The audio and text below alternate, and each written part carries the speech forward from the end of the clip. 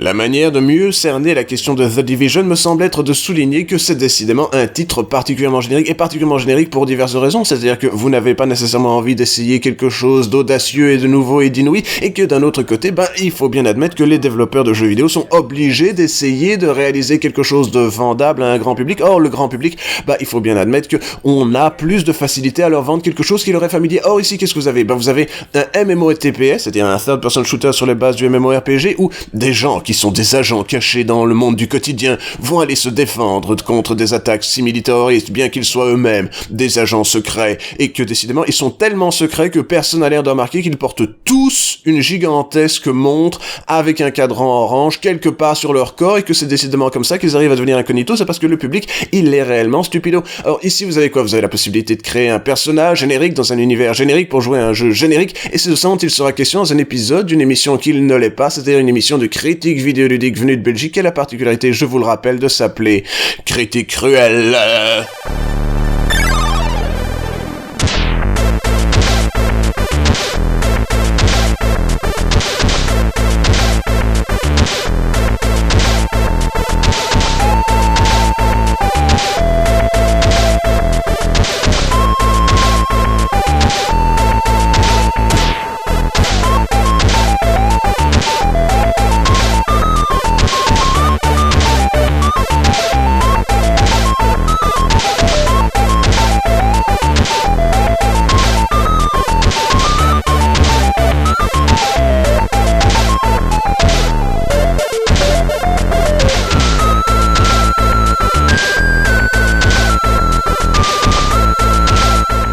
Les gens me demandent souvent, et je sais pas précisément pourquoi, mais je peux toujours essayer d'esquisser une réponse, qu'est-ce qui est arrivé au jeu vidéo? Alors moi, le sentiment que j'ai, c'est que le jeu vidéo n'est plus réellement en expansion. Quand les consoles de maintenant se vendent moins que les consoles d'antan, c'est-à-dire qu'il faut se dire qu'ils n'arrivent pas nécessairement à en vendre davantage que la PlayStation 2, et qu'il faut se dire que la dernière console qui soit arrivée à égaler ce type de chiffre, c'était la Wii, et on peut pas dire que c'était exactement l'expansion terrible du modèle du jeu vidéo tel qu'on l'avait annoncé par les efforts de Nintendo. Il faut simplement se dire ceci, il y a moins de gens maintenant qui jouent qu'il y a ne serait-ce que 10 ans, et que cependant, simultanément, les budgets nécessaires à réaliser des jeux d'envergure,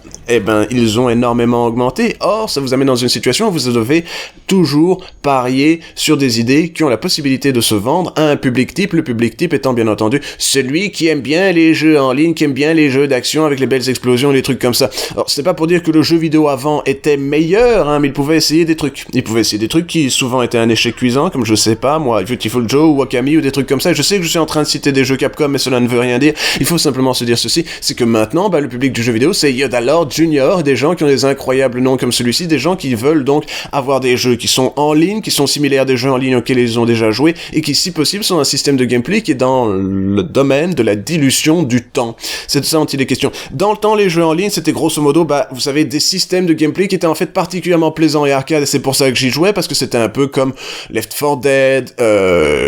Call of Duty à l'époque aussi, même c'était un jeu avec un gameplay particulièrement arcade et plaisant à jouer, et que maintenant ce qu'on a fait, c'est qu'on a rajouté un arbre de progression à tout ceci. L'idée n'est pas de vous faire recommencer une boucle de gameplay qui dure quelques secondes et qui est particulièrement satisfaisante par son intensité. Non, l'idée c'est d'arriver à vous diluer l'intégralité de l'action que vous allez réaliser. Alors ici, l'idée c'est que vous allez avoir un petit système de third person shooter tous les 300, 500, 600 ou 2 km, et que vous allez être dans New York et vous défendre contre des gens qui sont des méchants parce qu'ils sont méchants, et que vous voyez, eux ils ont une barre de vie rouge et que vous avez une barre de vie orange, et que vous avez donc la possibilité de vous dire que vous êtes gentil parce que c'est comme ça que ça se passe. Alors le fait est que c'est purement contextuel, j'imagine que si vous vouliez absolument voir les choses d'un autre point de vue, vous êtes un agent antiterroriste dans un monde qui a été attaqué par un type qui, c'est surprenant, a réussi à lâcher un terrible virus pendant le Black Friday. Je vous rappelle que le Black Friday, c'est cette fête consumériste où il y a des gens qui sont prêts à se casser la gueule les uns les autres et à se marcher dessus et se piétiner afin d'avoir, je sais pas moi, des discounts sur des téléviseurs et autres plaisanteries qui permettent à jouer à des jeux vidéo, et que ici, c'est un peu Ubisoft qui se fout de la gueule de l'Amérique, et ça c'est relativement louable. Ils sont là,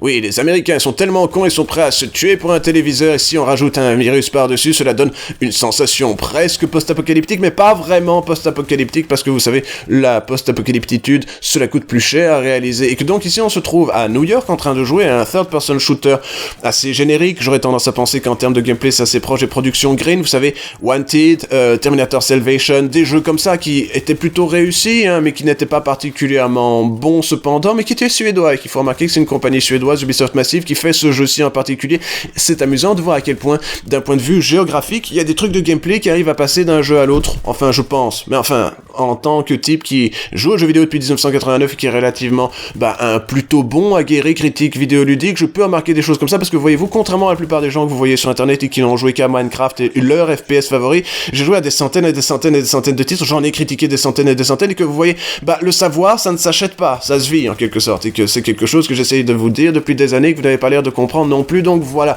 on se trouve dans une situation où l'idée du jeu qui vous est ici présenté, c'est que sa seule particularité, c'est que vous avez la possibilité d'avancer d'une manière assez impavide.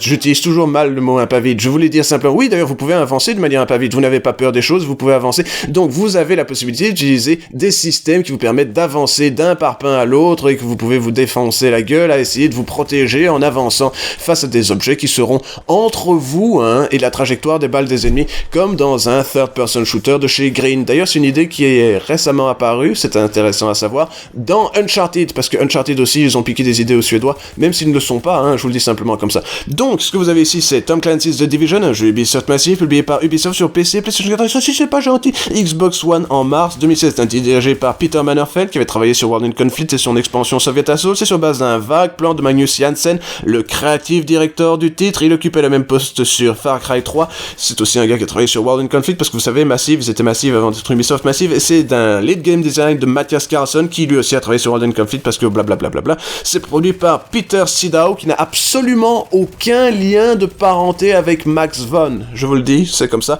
C'est un jeu Ubisoft Massive, ils ont travaillé sur Assassin's Creed Revelations et Ground Control et la série de World Conflict. Et vous devez simplement vous dire ceci, c'est l'histoire d'un mec, il a peur de ce qui se passe derrière lui parce que généralement il est embusqué parce qu'il ressemble à Hugo Strange, que décidément, voilà, c'est un jeu où vous avez la particularité d'avoir un jeu qui est particulièrement joli, c'est un jeu, il est beau. Je veux dire, là, j'y joue sur PC parce que je sais que ça ressemble pas à ça sur une machine de prolétaire, mais sur PC, il a de la gueule. C'est pas leur faute si votre PC sont pas nécessairement assez puissants pour avoir la possibilité de faire tourner des trucs comme ça, et c'est pas non plus la faute d'Ubisoft si, admettons-le, l'architecture de la PlayStation 3 et de la PlayStation 4 et de la Xbox One est particulièrement faiblarde en termes de les choses qui sont possibles à faire avec, parce qu'il faut bien admettre, la console, c'est fini, je veux dire, on fait plus du hardware custom pour que vous ayez la possibilité de jouer à des trucs. Non, on achète de la saloperie que AMD, il est prêt à vous vendre par paquet de 12 000 pour un prix relativement cheap. Vous retrouver avec des consoles qui, c'est certain, ont besoin de faire le bruit d'un sèche-cheveux pour avoir la possibilité d'installer un jeu comme Uncharted, et que maintenant, voilà, vous avez des expériences qui sont relativement génériques. Alors, est-ce que c'est déplaisant? Non! Mais bon, voilà, je veux dire, c'est juste, grosso modo, un TPS à 4, que vous auriez eu la possibilité d'y jouer n'importe où en solo si jamais vous aviez joué à la précédente génération. Et c'est ça la particularité de ce jeu. Il a volé cette petite chose où on peut tourner autour d'un objet afin de se protéger des tirs de l'ennemi au jeu de Green. Or, je vous rappelle, Green, c'est une compagnie, elle a fait faillite, Elle a fait faillite parce que décidément il se passait des choses et tout ça. Et vous avez des pouvoirs qui sont du domaine du MMORPG, vous pouvez mettre des petites tourelles, vous pouvez mettre des trucs pour sauver vos amis, et il est certain que les gens avec qui vous allez jouer dans ce jeu-ci sont la particulière sympathie que l'on peut avoir pour ce jeu, c'est qu'ils font l'effort de fort le faire, vont faire l'effort de fort le faire, ils vont vous sauver quand c'est absolument nécessaire, parce que voilà, ils ont tout intérêt à ce que vous surviviez pour avoir la possibilité de récupérer des points d'XP qui vous permettront de faire le tour d'un monde vide, un peu chiant, où il n'y a pas réellement assez de contenu pour qu'on se fatigue à y jouer, et Yana adore évidemment vous sauver avec ses amis Arkwar, Black Soul 64 et évidemment le Musc, parce que le Musc était dans la place, parce qu'il est comme ça et qu'il est prêt à se battre avec les gens pour d'avoir le pouvoir de faire, je ne sais pas moi, de la coopération. Ce n'est pas ça dans un univers vide, chiant, et vous êtes en train de vous battre contre Bane fois 6000, parce que c'est comme ça que les gens ont envie de jouer à des jeux de nos jours. Ils ont envie de jouer à des jeux de nos jours, tout seul chez eux, un jeu générique qui est simplement une version en ligne d'un truc qui était populaire il y a quelque chose comme 5 ou 6 ans. C'est comme ça. Est-ce que c'est raté? Non. Est-ce que c'est très plaisant? Non. C'est relativement vide, mais peut-être qu'à 20€, ça prendrait plaisir, vous prendriez plaisir à y jouer. Simplement, voilà, si vous voulez pédaler dans la smooth chez vous.